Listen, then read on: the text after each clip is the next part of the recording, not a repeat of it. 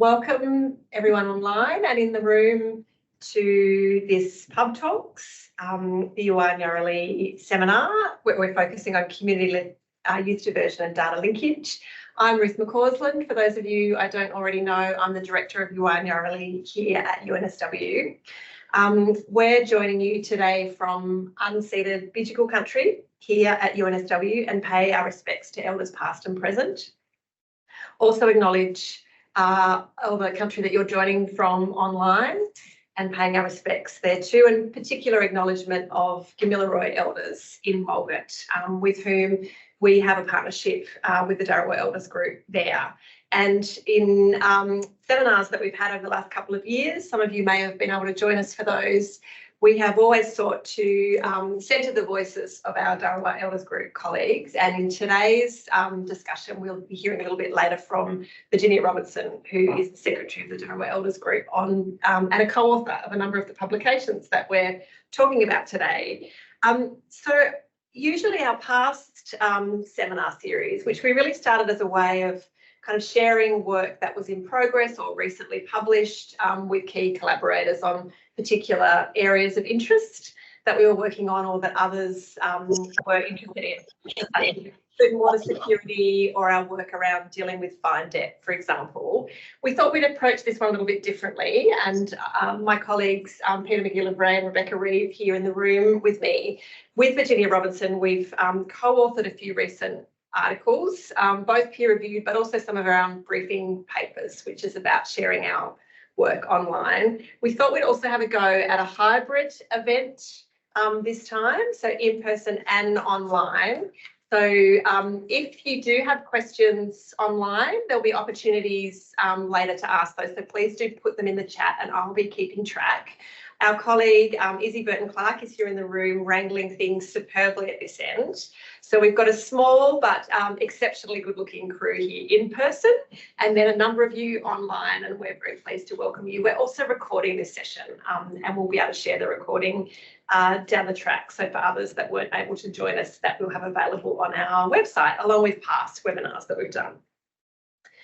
So I think without further ado, I will start the process of speaking with my colleagues. I've got some questions to kick us off. I get the great privilege of speaking with Peta and Beck on a regular basis, but I know there's a number of you working in related or connected areas who may not actually, partly because they're very humble people, have heard a lot about the expertise and work that they've brought to the Yuwaya Ngarra-li partnership. But also we thought it was a real opportunity for us to talk together about the work that we've been doing since. A lot of it is still a bit of a work in progress. And I guess I always find in publications that I read them and have many questions that I'd love to ask of the authors, because there's always such a lot of work that goes behind both an academic publication but other sorts of research processes. And often this speaks to the bits I'm obviously really interested in academic research, which is the kind of the conversations that goes along with that, the decisions that happen, and the collaboration, which is always where some of the best work happens.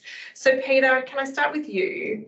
Can I ask you to introduce yourself, talk a bit about your background and context and your journey with Yuwaya Ngarra-li work, and I guess particularly the work that you've been forging around supporting the diversion of young people from contact with police and courts, etc., over time. Yeah, absolutely. Thanks, Ruth. Well, I guess the place to start would be the journey that I've taken in my career to end up working within the Yuwaya Ngarra-li partnership as a researcher.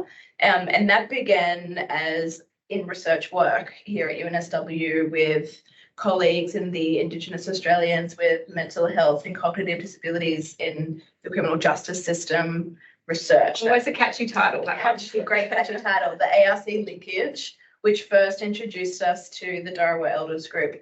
And I began working on that project as a baby researcher, doing a combination of project management and field research, and being very much involved in the process of seeing up close how Indigenous informed and critical Indigenous research is done in partnership with Aboriginal community controlled organisations.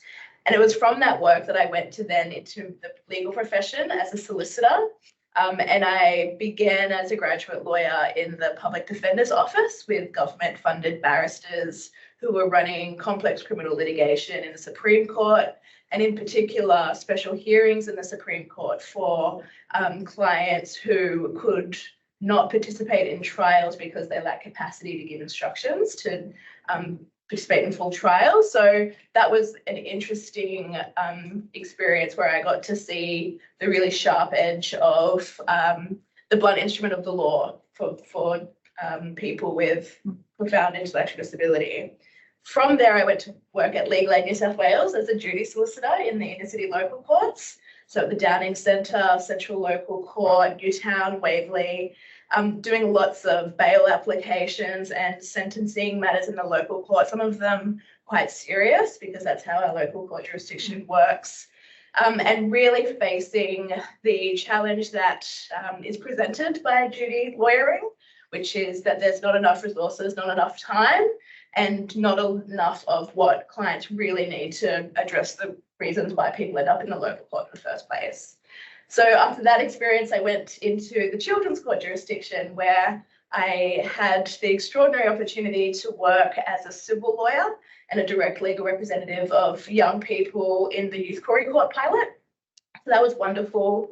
I was in that role, I was in the Children's Civil Law Service team. So that was my first experience of being in a multidisciplinary practice team of lawyers who had lots of experience working in specialist children's legal services, either in community legal centres or in the Children's Court in New South Wales, together with youth workers and social workers. So that was, I got to see up and close what holistic practice looks like, what multidisciplinary practice looks like.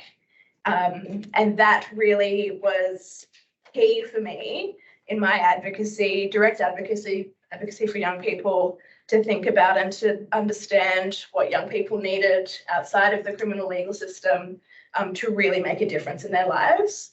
So it was at that point that I completed a master's in law at UNSW, and that focused on criminal justice policy and criminology. I hadn't really engaged with, I would call mainstream criminology work in my undergraduate. I had lots of experience working with critical criminologists, and that certainly shaped my perspectives and informed a lot of my understandings. But having all of that experience in research and then coming into the profession, I brought a critical perspective of the system, which made it very challenging to be in the profession long term. And I really admired the resilience of colleagues who, brought their expert advocacy and competency to that work, knowing that that system is so inadequate in being able to develop real solutions. So with all of that, I came to work with the Elders Group in 2018 because the Elders identified really early in the partnership that children and young people would be a focus of the work. And that was when we started to think about how we were going to bring all of the critical community stakeholders into the process of identifying the goals and the priorities for the children and young people's work. And we kicked that off in 2018 with the Youth Justice Forum, which we held in the community hub of Walgett High School on campus. And we designed a format for the event which paired community speakers who shared their perspectives on the themes that were really important to the community at the time, such as, and are still priorities, barriers to accessing school, young people's relationship with police, the role of the Children's Court in Walgett, the role of child protection services in the community, the needs of families to support and be supported when young people are experiencing hardship and social marginalisation in the community. And community speakers were paired with invited researchers and practitioners who came to Walgett and participated together with community expertise. And I guess the president of the Children's Court was thrown in there. Yes, we had the president of the Children's Court at the time, Justice Peta Johnson was there. We had the Law Enforcement Conduct Commissioner there. We had researchers who had been contributing really important work for decades. Chris Canine. We had colleagues from the law faculty, Vicky Santos. So it was a really important bringing together all of that. And one of the early applications of our approach in bringing research and evidence to community-led solutions was in the forum. And that's where we prepared analysis of available children's court data, and we put that into the hands of community at the forum. So what we were able to do is that we were able to show that of young people aged 10 to 17 appearing in the Walgett court from October 2006 to September 2017, 98% of those young people were Aboriginal young people. And for the young people aged 10 to 17 who appeared in Walgett court in October 2015 to September 2016, all of those young people were Aboriginal. And so what we were able to show through engaging with that research in the forum was the indication that Aboriginal young people were not being diverted from court, even when it was their first finalised court. And I guess you knew from your work, previous work as a solicitor, that there were so many more options available to police. Absolutely. Yeah. So we were able to talk about why that was so concerning, that the charges were for low-level non-violent offences where you would typically see the use of a diversion, and that young people were not receiving those diversions. And that reflected the evidence and the research that had demonstrated that all over the country. So we knew that that was happening in Walgett, and it was right there in the government's own data.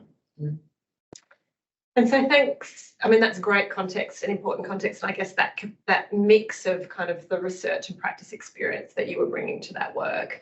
And then what happened, can you talk through what happened after that? So there was that really important forum that kind of kicked off the process, and then the development of the action plan around children and young people, and getting all of the kind of agencies with responsibility for children and young people engaged there, but also, of course, the Aboriginal community controlled organisations and parents and kids and young people themselves involved in that. Absolutely. So we were able to, what we heard really loud and clear from the forum was that community wanted action. The entire format was oriented towards action and mobilising an effort and a momentum to achieve the goals which community had been talking about for a long time. And what we were able to do through the process of consulting and integrating all of that more detail into the action plan was to develop a vision for Aboriginal children and young people in Walgett. And the vision is a really important and often overlooked strength of community-led work, and in particular in our work. And we know that, and for people who are working really close to the ground with community partners, we know that there's often an over-reliance on deficit narratives from the media, from politicians and researchers as well, which means that community voices are positioned in what they're against rather than what they're for. And a visions-led movement allows us to always be talking about community and putting young people in the centre of the change that we're seeking. And so from the visions work, we've been able to then develop the Two River Pathway to Change model. And the model is a set of interlinked strategies, which, as you say, Ruth, work to engage and hold accountable the various decision makers and other stakeholders at a community, systems and government level. We're centering the goals of the elders group and other ACHOs in Walgett. Have you got them in the car? And the details of the strategies are in the briefing paper. So people can go and have a look at the detail of what those strategies are. And the briefing paper, which we published last month, details how we implemented those strategies, the various initiatives which does that, and then the outcomes from that. Thanks so much, Pete. I never tire of listening to you talk about this work and the passion that you bring. And as we know, this is a really live debate, and I know we've got colleagues online from the Justice Reform Initiative and other organisations who are doing really important work to think about ways to counter the kind of deficit narrative, the kind of we're heading into elections and we get the kind of policing response around criminalisation of young people. And it is this really important work around building the evidence for the careful community-led initiatives that we need to do all we can to kind of support. So it'd be great to return to this and hear more from you on that, Pete. But Beck, can I go to you now? Could you give us your equivalent kind of life story background and your path to working with Yuwaya Ngarra-li? So I'm an econometrician, which is a fancy word for an economist who does statistics, or as in my language, a data nerd. I'm a data nerd with a passion for social justice, and that's why I work in this space. But I'll tell you a bit about how I came here. And my passion for social justice isn't just in the work that I do for my day job, but outside of formal work, I'm a refugee advocate and do a lot of social justice work in that environment as well. But in terms of my academic career, that kind of kicked off in undertaking a PhD supervised by Dr. Wiley Bradford at Macquarie University, now Associate Professor Wiley Bradford. He's an economist at Macquarie Uni, an Aboriginal man, and he supervised my work looking holistically at the interrelated elements of Aboriginal disadvantage in New South Wales major cities, and then an evaluation of policy around that and policy failings around that. After completing my PhD, I launched into a career as a health economist initially at the Centre for Health Economics Research and Evaluation at UTS. And I was there for a bit over 5 years, and that really introduced me to working with big data in a health context, but often linked data sets, linking, say, survey and government data, and we'll talk a bit more about data linkage in a minute, but Sure. that really kicked off my introduction to big linked data analysis. I then moved to UNSW in 2015, and shortly after, in 2017, joined yourself, Ruth, and Leanne and Eileen, working with the same data that you used, the MHDCD. I'll use the shorthand data bank. And that's Leanne Dowse and Eileen Baldry. Yeah. I'm sure many people are familiar with their work in here. And that was my introduction to criminology, where we were using that data to look at the pathways for people with complex needs in the criminal justice system. At the same time as doing that, I was also working at the Smith family. So I sometimes had a couple of gigs going on. And at the Smith family, I was working in longitudinal data analysis of education outcomes for their scholarship recipients, so the Learning for Life scholarship recipients. So at the time that Yuwaya Ngarra-li was born, I was actually in a tiny little office with both of you, working on other work, but very much present in the beginnings of Yuwaya Ngarra-li, a little bit of informal involvement when you wanted to pick my brain about Like your coffee, excellent advice. That's I remember on a number of occasions. Yep. But we're so excited after that pilot phase, when the work was continuing and the program was expanding, and I was interviewed for and gratefully accepted a role working as a senior research fellow and bringing my data and evaluation expertise to work with Yuwaya Ngarra-li in the Darawal Elders Group. And it's just, I love it. I'm very passionate about it, but so is everybody else there. It's an amazing team of people. It is an amazing team there. Yeah. And look, we are going to talk a little bit more about the work around data linkage is coming, and obviously in the publications there's a lot of detail. But what we wanted to do next before we dive into some more questions is to play a short video from our colleague and co-author on these publications, Virginia Robinson. So Virginia is the secretary of the Darawal Elders Group. She's also written a number of other publications, including around the core principles of our partnership and what that looks like in practice at the community end, and informs so much of our work. And Virginia has been involved in leading the work around children and young people, and also the data linkage work for the Elders Group from the outset. We've got a short video that we included actually as part of our the article that we have published. The video from Virginia is part of that work too. We just wanted to share it for you now. We need to look at the research and know what that data is, so we know what we're up against and what we can put in place to make better the horrible statistics and whatever that's contained in that data. It's no use us going on doing a project and not knowing that there's data there that we don't know about.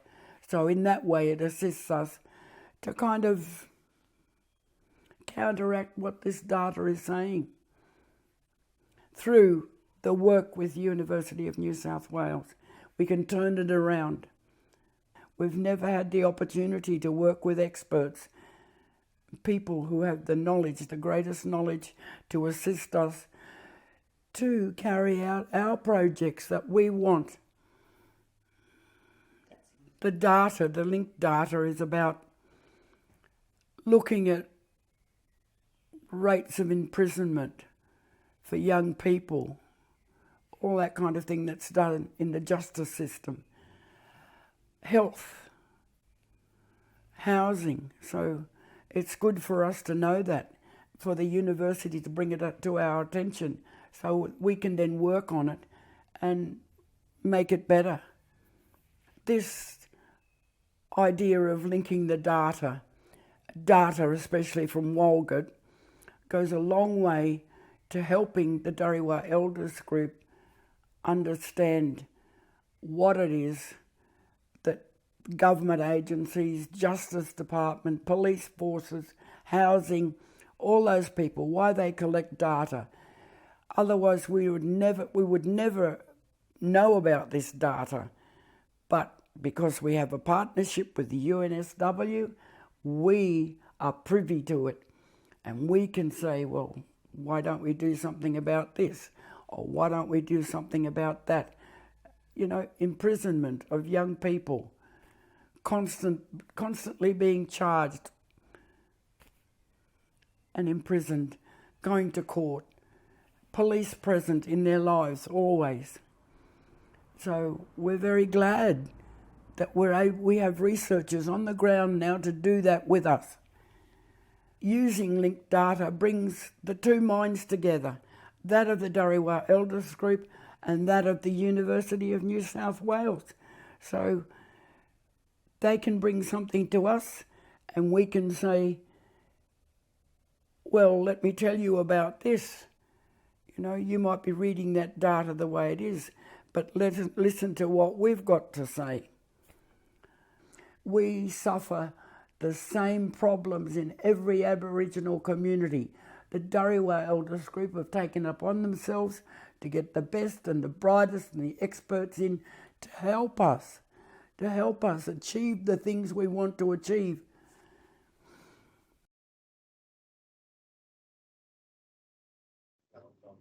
So as you've heard from Virginia there's this extraordinary capacity and leadership at the Elders Group, and to really think critically about what government administrative data is. And Beck, actually, we're going to get you to just explain a little bit about what administrative data is. Perhaps we'll do that before we jump into other questions, because I think it's obviously tells a very particular kind of story gathered by governments. But I guess Virginia's reflection is actually that's one kind of knowledge and data. There is many others that are needed, not just to understand a problem, but to also think about informing a solution. But do you want to just give us a little explainer on administrative data? Yeah, so I might talk about administrative data generally, and then how we're working with the Elders Group to link administrative data and using that. So for those who may not know much about administrative data, it's the kind of data that are often gathered by service providers, often government agencies, about service use. So, for example, if we go to the doctors, to hospitals, go to court, if we're using public housing, information about us and the services that we're using are collected by those services or departments. Now, those data are collected for their own purposes, but actually they can be very powerful and useful for research, especially if they're combined or linked together and analysed appropriately and appropriately contextualised, which is why it's so important working together with the community when we're analysing data. So when we talk about linked administrative data, that's taking, so say for myself, if I've used hospital services, but I've also been to court for an unpaid parking fine, and various other services that I might have used, linking together all those different services for an individual, but de-identifying the data, so none of us know who that person is. But it helps us to understand a pathway that an individual takes through institutional data or through services. And then when combining those data for groups of individuals, like at the community level, it can help to give a holistic understanding through those data, of course, still needing the context and appropriate interpretation of what we see in the data, but it can build a holistic picture of what's going on for a person and for a group of people. So just very quickly, in the context of the work that we're doing with data and drawing on administrative data in our work with the DEG, initially when we were analysing whether there were any changes in young people's contacts with police and with courts and young people's experiences in detention before and after the youth diversion work commenced, we looked at data that the Bureau of Crime Statistics and Research had provided, and that was de-identified unit record data for young people's interactions with different bits of the criminal justice system. And as we always do, we did a lot of reflecting and back and forth and conversation about how we were analysing that data, what we were seeing in the data, further analysis and to and fro with the Dharawal Elders group as we went through that work. And it became very apparent that there were so many other things going on and that we can't just look the causes basically and solutions to what's happening in the criminal justice system don't lie solely within that system. And so that's where we then began to work with the elders to embark on this data linkage work. So in that work, what we're doing is building on that early analysis, but linking together, as well as criminal justice data, out-of-home care, housing, health and fines and education data for young people from Walgett and their families over time, so that we can track outcomes and impact, and also and allow the community to investigate those data, which are government-held data, but to investigate them in a way that has meaning to the community by answering the questions that the community want answering. And so through our work together with the DEG, really over at least a couple of years of analysing data, we developed together 3 overarching research questions, and there'll be other sub-questions that fall out of those. But the main questions are, what are the changes in Aboriginal children and young people's police and court outcomes since that youth diversion work commenced in 2018, and we'll be able to take that further forward in an preliminary analysis, and also we'll have a wider range of data. But then looking at whether those criminal justice contacts are associated with other things, particularly health and education outcomes. So if the youth diversion work is improving outcomes in the justice space, for example, is that also reflected in additional improvement in terms of young people's health or re-engagement with education and those kinds of things? And then finally, a much broader view at young people, if we're just going into the dark. We're not moving to activate the senses. Looking more broadly at all of the institutional data then that are linked, and being able to track young people's institutional contacts with different agencies. So how they interact with different agencies at what point in their life and in what order those interactions happen, to give a deeper understanding. And so this will, the community obviously hold a lot of knowledge, but this will enhance that understanding and also provide more quantitative evidence, which is really important to enable using that evidence base for advocating for changes that need to occur. So as well as looking at what's working, this is also likely to uncover where there are unmet needs and where young people require more services or more support to enable them to thrive. Some of that might require systemic change. Some of it will inform, improving and building on community-led solutions. Thanks, Beck. I'm reminded too of some of the discussions that we had. We have these regular research and evaluation morning teas with elders group colleagues, and where we would look at the data and, Beck did this great kind of analysis and graphs that people grappled with and engaged with around different sort of spikes in police contact, for example, over time. And a lot of our colleagues would say, oh, that's when those 2 police in town were picking up every kid who wasn't wearing a bike helmet or was doing this. So it's also saying, what are the patterns that are meaningful that is showing a shift in police or other behaviour, and what are other kinds of data that are important to engage with and reflect on, and how, and as you say, being able to connect education and health data and other important information to actually better understand those patterns, but always privileging and listening to community data and advice. That example is so telling because especially in an academic institution where especially data nerds like me are often doing desk-based research, if you're not engaging with actual people in the context of the data that you're looking at, so easy to misinterpret. Well, it's that endless process of like, we've got a crime wave. It's like, no, you've got an over-policing problem. Exactly. Well, you know, we can have that debate. No, I'm sorry, jumping ahead of myself. Peta, can I go to you around your reflections around why community-led research is so important in relation to administrative data, and in particular building the evidence base for genuinely addressing the criminalisation and incarceration of Aboriginal young people? Thanks, Ruth. I mean, this is a really important question, and our colleague Virginia Robinson from the Elders Group has already done a wonderful job really answering this one for us. But in thinking about this question, I think about it from the perspective of an Aboriginal researcher working within a research institution of a university and looking out and seeing a lot of work that's happening within the community, within government and within universities, all trying to do the same thing. And I think a good place to start in thinking about this question is the legacy of administrative data has been used historically and has been collected and used according to the ideologies and agendas of government agencies and non-Indigenous researchers, and the reality that those approaches and uses have been harmful and have been used to justify really harmful policy and lawmaking. And so, and that we've talked about that being predominantly deficit focused and really fails to address the needs and priorities of Indigenous peoples and communities. Meanwhile, communities themselves know so closely and intimately what the needs are, as Virginia talked about. So it's really smart actually to listen to communities about what the priorities are, what needs to be, what work needs to be commenced immediately, knowing that it all can't be done at once and there's no silver bullet to any of the challenges.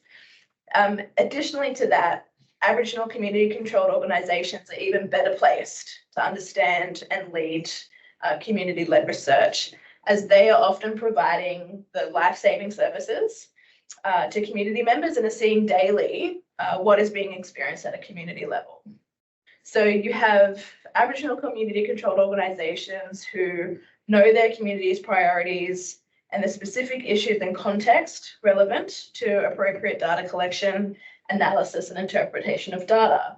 And so if you pair that community understanding, those insights, that expertise to interpret and make sense of the data, together with the capacity and capability that comes with enabling and supporting that from the university side, administrative data becomes quite a powerful tool when done with the appropriate operationalization, as is the current lingo, of Indigenous data sovereignty, Indigenous data governance. And so all of that contributes to building a quality evidence base. And that's what I really want to emphasize, that we're building a quality evidence base that can be used in the design of community-led solutions that can work to reduce the numbers of Aboriginal young people in contact with the criminal justice system and the courts and the youth detention, police cells, all of those things, and achieve the outcomes that community actually wants. Thanks, Pete. That's really powerful. Can we stay with you briefly just on that question of Indigenous data sovereignty, Indigenous data governance, and how, you know, as you said, the operationalisation of that is a challenge that many, including in government, are currently grappling with. Interested in your reflections on that question through this work. Yeah. In the Yuwaya Ngarra-li partnership in seeking to operationalise Indigenous data governance, we have really benefited from embedding from the very beginning of the partnership many of the principles and propositions from Indigenous data sovereignty into our partnership. And those principles will look really familiar to academics and researchers from the many articulations of Indigenous research ethics and Indigenous-led research. But the difference of Indigenous data sovereignty is that it articulates principles which are specific to a broader definition of data from outside of the Western research paradigm, and that brings community into the conversation about data. For example, Indigenous data sovereignty asserts the rights of Indigenous people to control their own data, from what data are collected through to access, data management, analysis, interpretation, and the dissemination of that data in all of its forms. And so it's still a really important conceptualization for researchers, for governments, for anyone working with data. And of course, Indigenous data sovereignty is a global movement led by Indigenous scholars, communities, practitioners. And so in our work, the Linkage project is a demonstration of how to put Indigenous data governance into practice. And that's what's been described as operationalizing Indigenous data governance. And so in our work, which is a study of a holistic community-led research and evaluation that serves community priorities, it's our step towards achieving Indigenous data governance in Walgett, and we're doing that through facilitating access to government-led, government-held data for community purposes. And so our evaluation and research team have developed the protocols and the processes in partnership with the Dharawal Elders Group that addresses all of those components of Indigenous data governance ongoing in the life of the partnership and in the research process. Thanks, Pete. Beck, can I ask you to talk a bit about the protocols that we developed as part of this work and why they're so important? Yeah, so that was a really important and necessary first step before we embarked on, putting the data linkage project together, to make sure, exactly to what Peter was saying, that Indigenous data governance is operationalised through this work at all stages. And so it's not just about consultation, it's about community control. And so to enable that, we were led by Virginia Robinson, who you heard from in the video, the secretary of the Dharawal Elders Group, in developing a set of protocols to specifically guide the data linkage project right from its inception through to how eventually the findings will be disseminated and all of the steps in between. And those protocols specifically address each of the, we have 5 principles that guide the work of Yuwaya Ngarra-li, so that our work is community-led, culturally connected, strengths-focused, rights-based and holistic. And so that how we are going to do that and ensure that through all of the stages of the data linkage work is addressed in the protocol document that Virginia led us in the development of. And it's really important that we adhere to that document throughout every stage of this work. So that's our guidebook, I guess, to in a way to make sure that at every stage, from when we're working through designing the research questions with the DEG to, as we do always, the back and forth of how we're processing with the research, that all of that is addressing each of those principles all the way through. And that ultimately the way the data are analysed, once we have the data analysed, those findings are interpreted, contextualised, and how the findings are disseminated is all done in a culturally safe, respectful and useful way. Thanks, Beck. Look, we've all come to share your passion for data linkage. You've definitely led us. But one might ask the question of around the briefing paper of data linkage, which it's incredibly detailed, and obviously, again, love the detail. But can we hear a bit from you about why you felt so strongly that we publish and distribute a briefing paper that had the kind of detail in it about the data linkage process? Yeah, sure. And look, it's not boring to me. No, it's not. No one said boring. Okay. No. No one said boring. I am a data nerd. You are. Yeah. So we have the academic publication, which you spoke of at the beginning, but it was really important that we also have a publication or material that's accessible, that's useful to community. I don't know how many people actually read academic articles compared to our briefing papers, which are purposely accessible and useful, because knowledge sharing is a really important part of what Yuwaya Ngarra-li is about. Because as Pete said, this work is not just important for the Walgett community, it has broader capacity for much broader reach.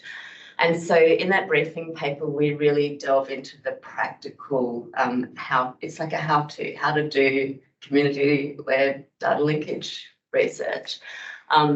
Because even though, most people in the call are probably familiar with priority reform for the government's commitments to sharing data with communities, and there is progress happening towards that, but it's really complex. And it's complex for a range of reasons, not least of all that the way government departments are organised, everyone has their own governance processes and things. The application process for data is not streamlined, and so it's not a matter of just going, we would like these data. Every agency and every data custodian within certain agencies has their own requirements that we need to meet.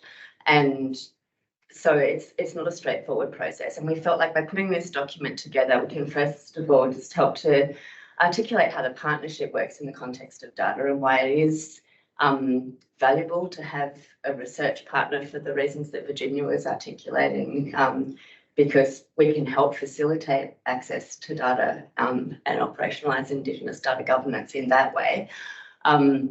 And we have more resources to enable that. But also the different steps along the way, it is complicated. So we've broken that down into 4 phases in the document to help people to really, go through the detail, if that's helpful for people wanting to do this journey themselves, right from the internal work that happened with the DEG in the initial phases, with developing the protocol and the research questions, looking at potential data sources that would be useful, applying for initial ethics applications, and getting support from the Walgett Aboriginal Medical Service, as well as the Darawal Elders Group, for example. Then that initial scoping work outside of our partnership, talking to data custodians, talking to the Centre for Health Record Linkage, who we're using to link the data, and then the really detailed negotiations with each individual agency, which we now have in principle approval from almost all of the agencies and data custodians involved, couple to go still, but we're very, very close. And then we'll be at the final stage, which is their submission to the Centre for Health Record Linkage. They've been with us all the way on this journey and meeting with us, with the data custodians. But once we have their formal approval and the formal approval from New South Wales Health data custodians, which is where the Cheryl sits, then we'll be ready to submit that final Population Health Services Research Ethics Committee application, and then the data can be linked and de-identified and supplied to us. And even that process itself is complicated, and I won't even go into it, but that's covered in the briefing paper too. So yeah, it's a real how-to, and not something that you could put in an academic article. No, I think absolutely something not. that is very helpful. Yeah, thanks, Beck. And it's a good point to kind of do a little shout out to data custodians and colleagues within New South Wales Government who have been great champions of this work, and supported the need for it, and have, kind of led and done important work internally, because a lot of it is actually, there's kind of barriers to it, but it's systemic. So, but there's a lot of good people within government who are really keen to kind of make it happen. We wouldn't be here without their support. Yeah, that's right. Yeah. Now we've got some excellent questions coming through. So I might go to some of those in the chat, but first we did have a pre-submitted question, Izzy, from Dana Patterson from the Aboriginal Land Council, and I need to give Dana 10 out of 10 for pre-submitting a question, but also the quality of the question. It's an excellent one, which I would like to go to you first on, Pete. So beyond data sovereignty and governance in communities, do you believe some kind of independent Aboriginal data authority or entity is needed for oversight of governance of Aboriginal data within external governments and organisations? Yes, I think it's a really excellent idea, and it's an idea which Indigenous data sovereignty advocates and Indigenous scholars and researchers in Australia have been talking about for a long time, as needed at a national level. And the benefits are that there are massive data sets in Australia at a national level, so the Commonwealth and all of the state and territory levels, And it would be incredibly useful to have a set of experts that could be cultivated and supported over time and embedded institutionally to always be there, to be having oversight and to be holding accountable those data holders, and to be thinking about how the data is accessed and how it's used always, regardless of the closing the gap priorities or thought bubbles of individual state and territory governments who decide they want to do a bit of law reform, that this would be a long-term institution that would be there always thinking about the many uses and iterations of Indigenous data. So I think it's a really good idea. What I would say is that it's a good idea even just for all Australians and the data that's held. It's particularly urgent and important for Indigenous people because of the immense amount of data that's collected about Indigenous people because of the use of administrative government services. But it is something which should be embedded and thought about at a whole of systems level. Great answer to a great question. Beck, did you have anything you wanted to add? From my data nerd perspective, I think it's really good because I think from the perspective of working with data and trying to access data, having Indigenous governance over that at the government side will, like we do have champions in government, but as we've talked about, it's not really very streamlined or anything at the moment. And if there could be a body or someone whose role it is to help to streamline that process, because whilst there's a commitment at the government side to data sharing, as we've already talked about, there are so many obstacles and things that unnecessarily delay that process because of the way systems are designed. And so if that could be streamlined, and it also, I think, would help to, because in the scheme of things, there's a danger, I guess, that work kind of gets buried in all the other work of government. So to have somebody responsible for that side of things, I think would be really beneficial. Yeah, such a good point. Now we've got a couple of excellent questions from Kamaya online. Pete, I might ask the first one to you specifically. Kamaya in the chat is saying, what do you think about the movement for trauma-informed policing? Are there different understandings of trauma in policing across Australia? Is it reflected in diversion statistics? That's an excellent question. I haven't heard of the trauma-informed policing, but it reminds me a lot of the approaches that consider gender in policing and proposals for women's police stations. Yeah. And I guess stepping back from that, I tend to agree with the critique of approaches that have police diverging too far from what they're actually empowered to do, which is arrest, take into custody and charge. Attempts to try and engineer police to be doing anything other than those things often rely on police to use discretion, which we know from the evidence isn't done particularly well or with any confidence to affect a beneficial outcome for either the situation that's emerged where there's potentially a victim of crime or there's children, or even for the person who has been identified by the police as the person of interest. So these attempts to kind of have a more social work approach to policing, as I've heard it described, or more understanding police, or anything that requires them to have a capacity which they currently don't demonstrate any kind of capability to build or hold. I'm really, I don't see any potential benefit from taking such approaches. What we do see as being effective is providing to the people who are in contact with the police getting more access more quickly to the appropriate intervention, whether it be a support person or something else, outside of a policing approach as early and quickly as possible. And that even looks like first responders not being police at all, but the trauma-informed response, that would be far more beneficial than further empowering police to do something which they don't demonstrate any capacity to do now. Thanks, Pete. A further question, which goes to the data protocol, the linkage protocol. How has the protocol been received by funders? Kamaya is asking. I think sometimes funders will seek to own, use or assume data for their own use, almost like they purchase it by giving the grant. So I imagine that trust is a big issue. That is a great question. And one of the fantastic things is that we have philanthropic funding. So we're actually not getting funding and data from the same source.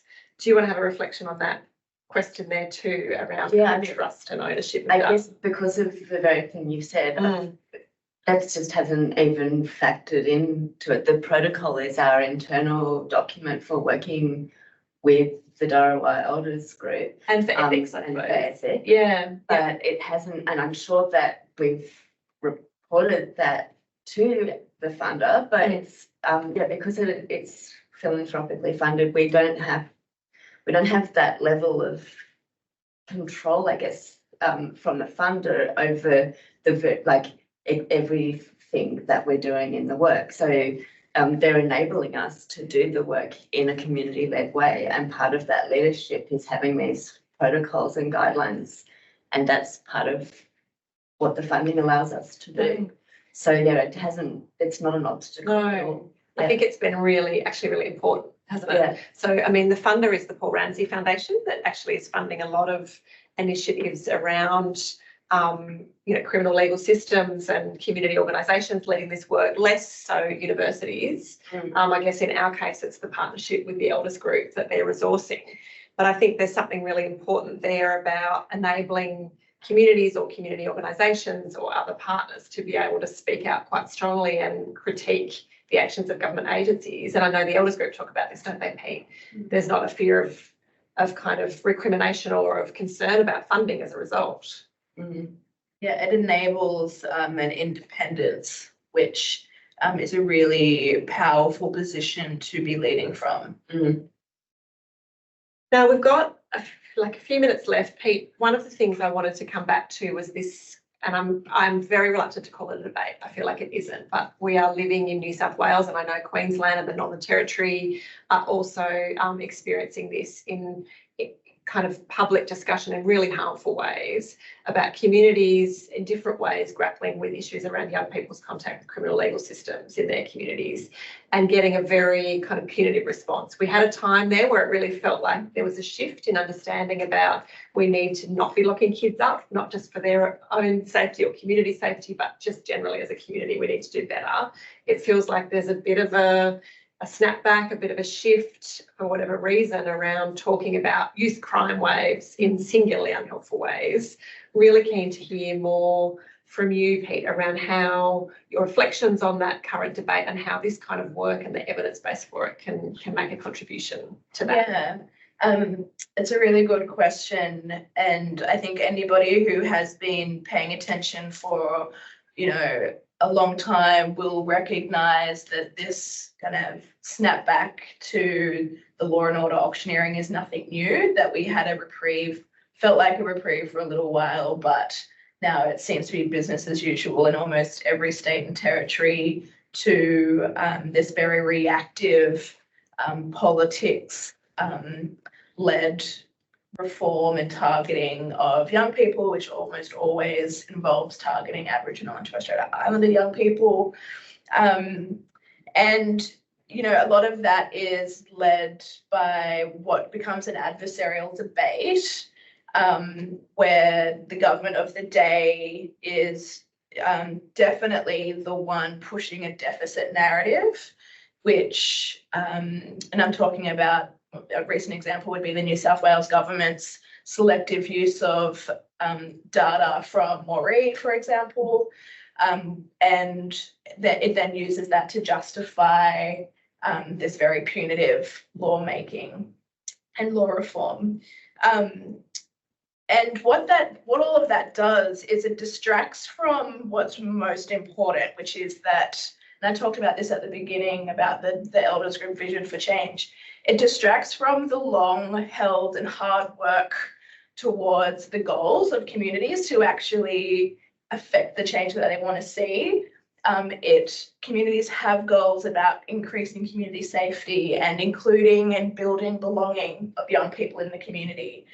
All of these goals pre-exist, and we don't get to talk about them, and we don't get to engage and draw in the relevancy of the evidence base and the research that exists to actually, achieve any of those goals, because we get stuck in the vortex of the, sensationalist media-driven storytelling, which is always so harmful to young people. So what I see our work as contributing is the long-term, consistent documentation and work towards the bit that doesn't sell newspapers, that doesn't get clicks on newspaper websites, commercial news. Our consistent work in working really closely to the ground, thinking about what the priorities are, developing solutions, testing them, learning from them, reflecting, and then trying again, and documenting the whole process, building the evidence base, and be able to take that and say, this is what's working, and share that. That's such a useful and important contribution to what has become, I like to call it as the solutions marketplace out there, being led by consultants and various other actors. We are working really closely and sharing generously through the leadership of the DEG, all of that. And I'm just really proud of what we're able to contribute in what is a very grim and quite depressing period, with young people at the centre suffering. Thank you, Pete. And thank you for your leadership around so much of this work. Appreciate it. I feel like that is the note to end on. Thank you all online for your engagement and your generous questions. Thanks to you all too who are watching this back via the recording. Very much appreciate your interest and engagement. Please be in touch as ever if you've got questions about our work or would like to discuss any of it further. Read our publications, and thank you very much.